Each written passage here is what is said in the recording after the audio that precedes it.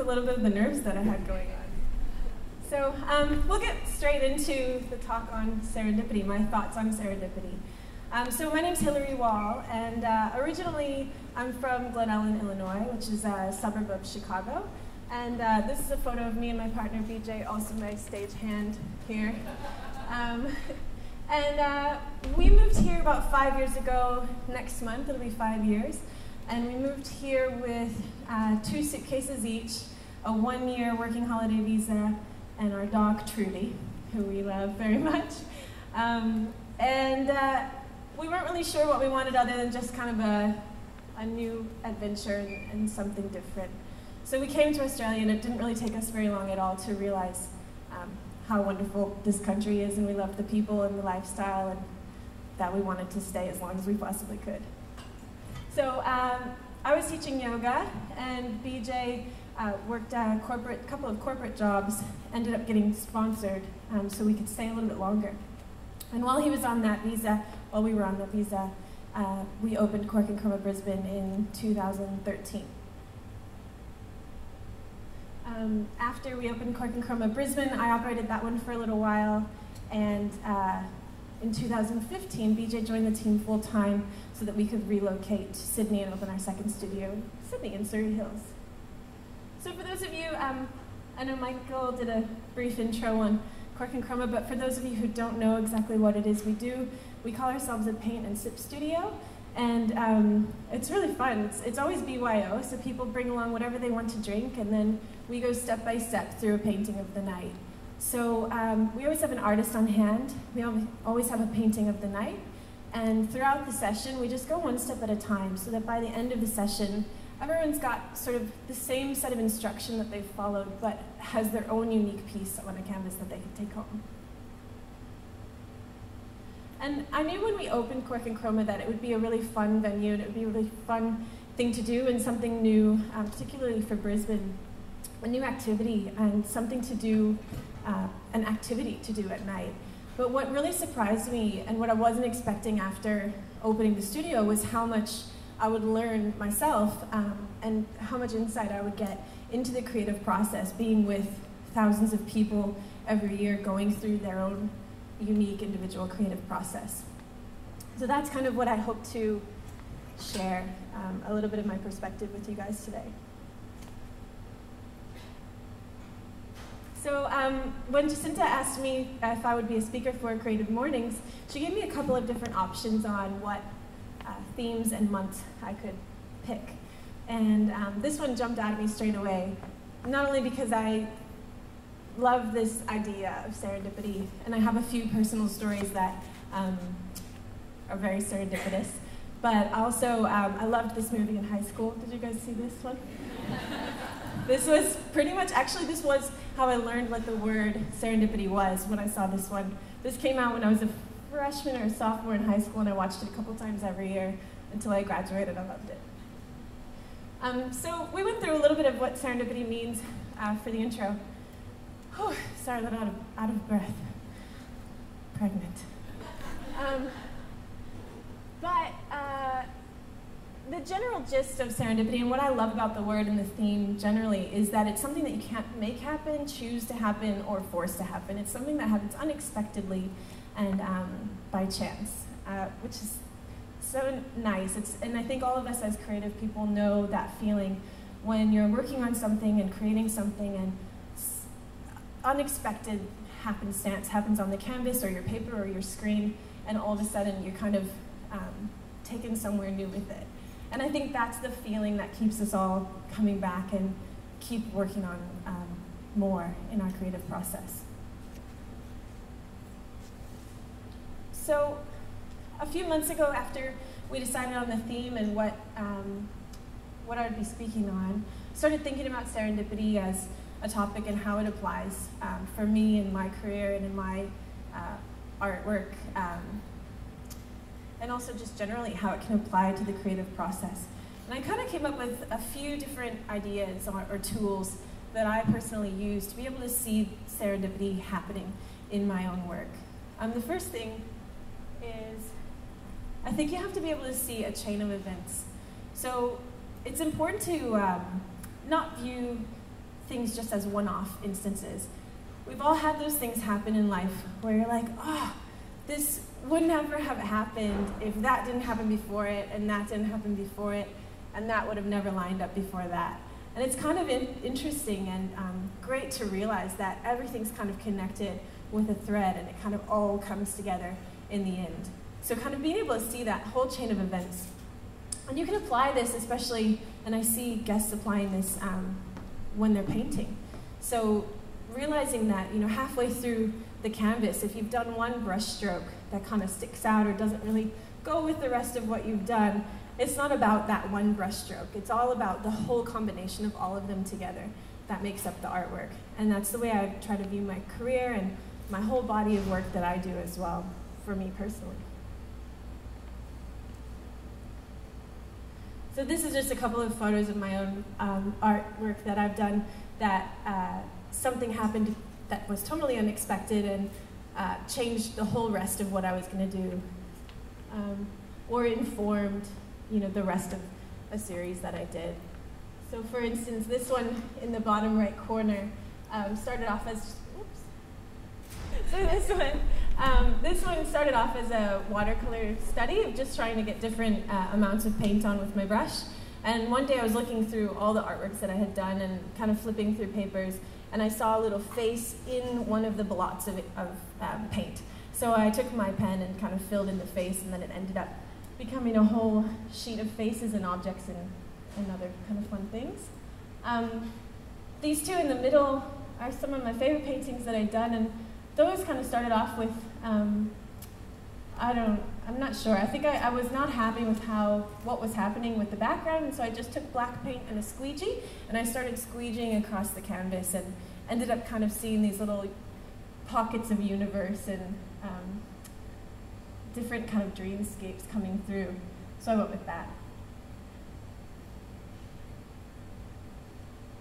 The second thing I think that's so important to being able to see serendipity at work in your life or in your work is being able to persist in your work with optimism. For me, I'm generally a pretty glass half full person. It's pretty easy for me to get excited about things. I always want to be excited and happy, and I like being around people with good attitudes and that are excitable. But something I've learned through progressing my painting skills as well as owning a business is that that's really been challenged, that side of me. Kind of things come up that you have no experience with, or you've never done before, or you just don't know what to do, or you haven't really done it the best way to begin with because you didn't know. And I think kind of being able to persist with that optimism. Oh, yeah, okay. This is next. Once upon a time. Actually, can we pause it for 1 second? Otherwise it's going to seem really strange. Being able to persist with optimism is so important, and this is where this comes in. So my friend taught me a phrase a couple years ago, and it's good luck, bad luck, who can tell? And you never really can tell, because everything, kind of that same idea of the chain of events, everything is connected. But there's a story behind the good luck, bad luck, who can tell? And I've learned it's a Chinese proverb, so I've got this video. Hopefully that'll start now.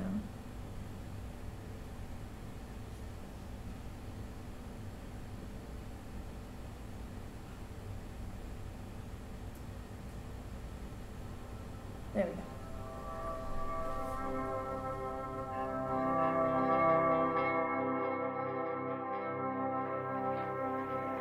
Once upon a time, there was a Chinese farmer who lost a horse. Ran away. And all the neighbors came round that evening and said, "That's too bad." And he said, "Maybe." The next day the horse came back and brought 7 wild horses with it. And all the neighbors came around and said, "Why, that's great, isn't it?" And he said, "Maybe." The next day his son was attempting to tame one of these horses and was riding it, and was thrown and broke his leg. And all the neighbors came round in the evening and said, "Well, that's too bad, isn't it?" And the farmer said, "Maybe." And the next day the conscription officers came around looking for people for the army, And they rejected his son because he had a broken leg. And all the neighbors came round at the evening and said, "Isn't that wonderful?" And he said, "Maybe."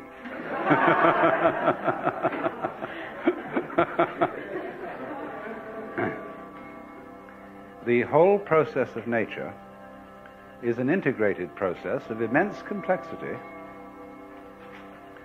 and it is really impossible to tell whether anything that happens in it is good or bad, because you never know what will be the consequences of a misfortune, or you never know what will be the consequences of good fortune. So ever since I learned that phrase, good luck, bad luck, who can tell, it really changed my perspective when I'm creating something, or just in issues that come up with work, and how to kind of move forward with it. I think that story is so nice. It just kind of shows that it's not so much about making the judgment of whether something that's happened has been a great thing or a bad thing, but rather which side are you going to perceive and how are you going to move forward with it. And I see that all the time as well when people are painting.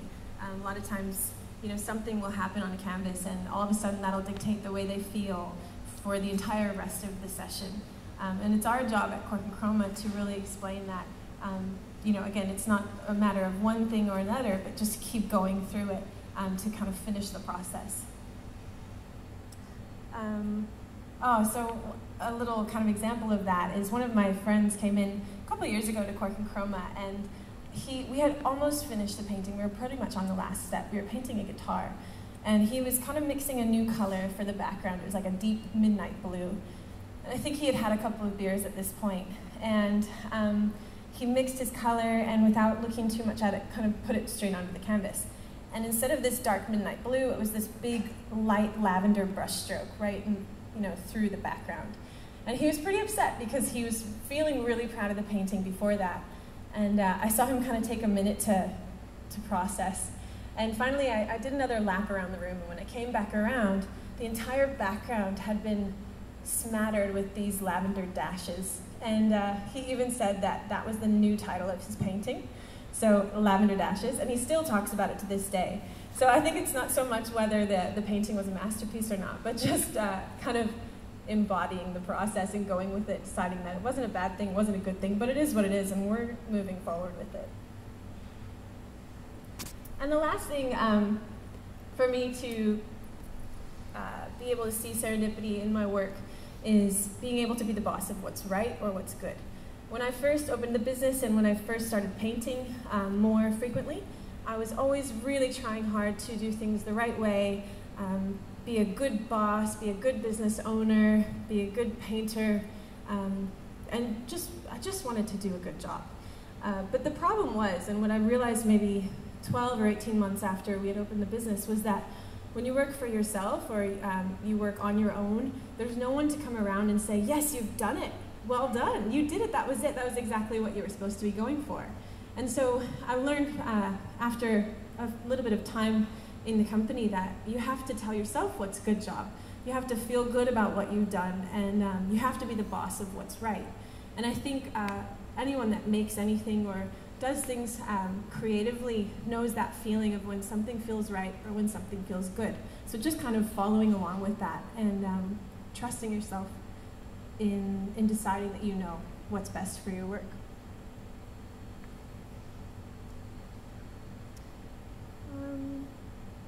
I was talking about that idea with my friend who's a comedy writer, and he said no matter who he's writing for, whether he's working on his own stuff or he's writing for a company or for someone else, he's always writing for himself and what he thinks is funny. So people are really most attracted to each other and each other's stories and each other's passions and each other's authenticity. So just being able to share that in your own work and stay true to your own voice and your work is so important. And the only way you can do that is if you're the one that's saying whether it's good or whether it's right. And two people who I think are just brilliant at being the boss of their work. One is Lady Gaga, who I love. I think she's a total genius.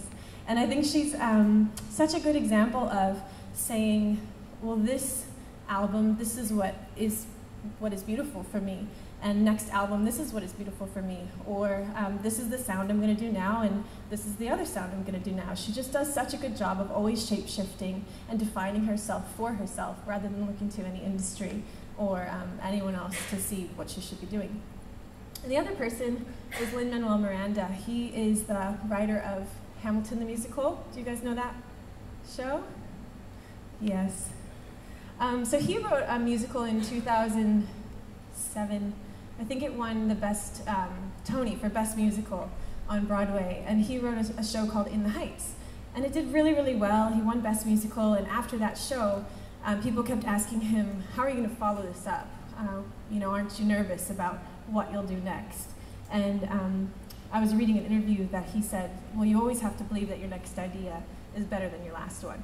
And then he went on to write Hamilton, which is just, I think it's like the best musical ever, officially. So a couple of things, just applying all of these ideas to myself and things that I've learned. The first is that you have to insist upon yourself. So I opened the business, the paint and sip business, in an industry that already existed. It's not something that I invented, and it's not something I claim to own. But I opened it in a market where it wasn't, and I did it in a way that I thought would be best. And I think that's, all you can really ever ask of yourself is, with all of this inspiration that's everywhere, Instagram, those web pages that share everything, kind of taking all of that inspiration that you take in and applying it in your own cumulative expression is the only thing that you can do. And this quote by Ralph Waldo Emerson is very wordy, but it's so beautifully said. He said, "Insist on yourself, never imitate. Your own gift you can present every moment with the cumulative force of a whole life's cultivation. But of the adopted talent of another, you have only an extemporaneous half-possession. That which each can do best, none but his maker can teach him." And I think, that really says it all. I don't have to speak on that anymore. The other thing that I've learned as well is just to let myself work how I work. It kind of goes back to the idea of being right or trying to do things the right way. I don't know about you guys, but I feel like a lot of my work is feast and famine. It's like I'm so excited and I have so many ideas and so much to do for a certain amount of time, and then all of a sudden, I don't want to work at all. I have no inspiration, and then it kind of goes like that for a time, and I can see some of you laughing, so I know you know what I'm talking about. For a while, it kind of made me feel bad, and I would really guilt trip myself through those down times. But what I've kind of figured out is it's okay to let yourself work the way that you work, and work with yourself in that way, rather than working against yourself. It just goes along with all of those kind of cliche phrases of, let yourself be who you are and work how you work best, rather than trying to fit yourself into a mold of a book that you read of how to fit your work week into 4 hours, or I don't know, anything like that. Okay, so the last thing I wanted to share with you guys was a little story. So I've got a couple of stories in my life that were quite serendipitous, but nothing really tops this one. So my parents, when I was 17, got divorced, and it was a pretty unhappy separation. And it was not a very good time for the whole family, anyone that was around, and especially for the two of them.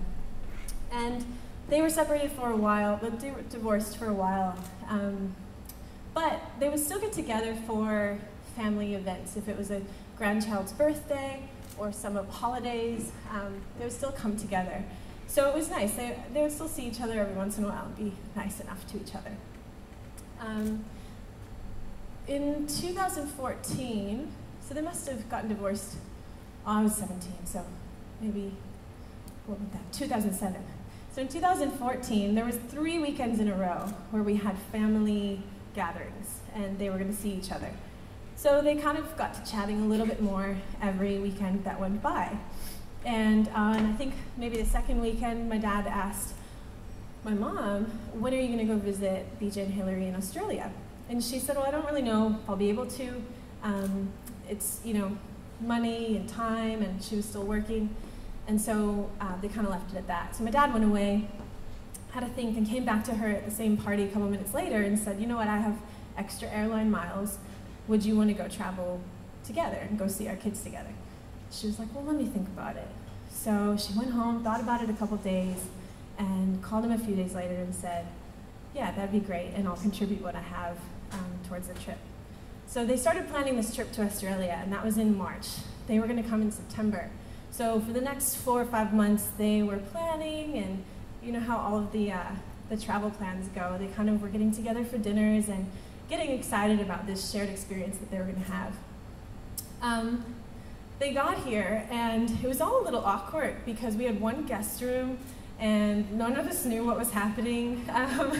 But they showed up, and yeah, it was wonderful. We were, the first day, we joke now that we kind of, over the 2 weeks that they were here, kind of watched this thing progress.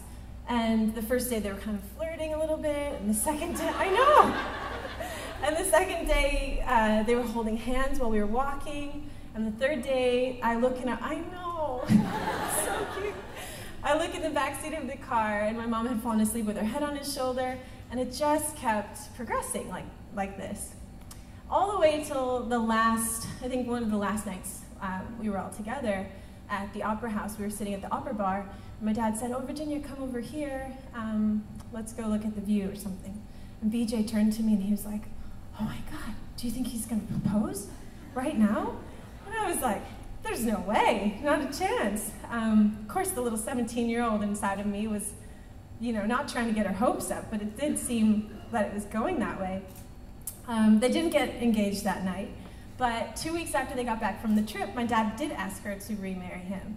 And a week after that, well, she said, let me think about it again. And then a week after that, on his birthday, she gave him a card that said yes inside of it.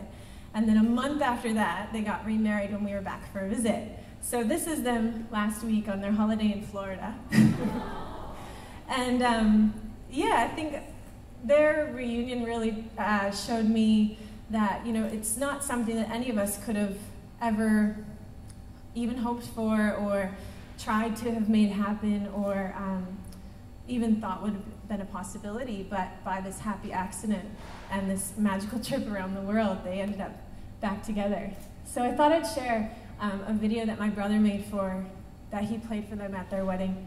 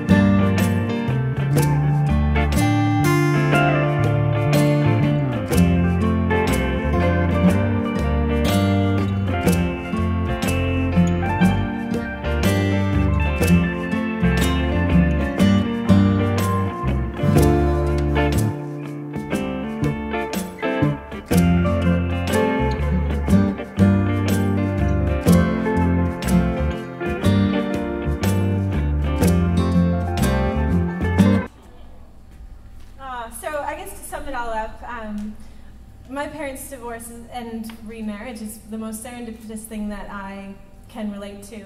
And when they did get divorced, it was a total opportunity to say, and we all did say, what a bad thing. But it was nothing that any of us wanted to happen, nothing that any of us would have chosen.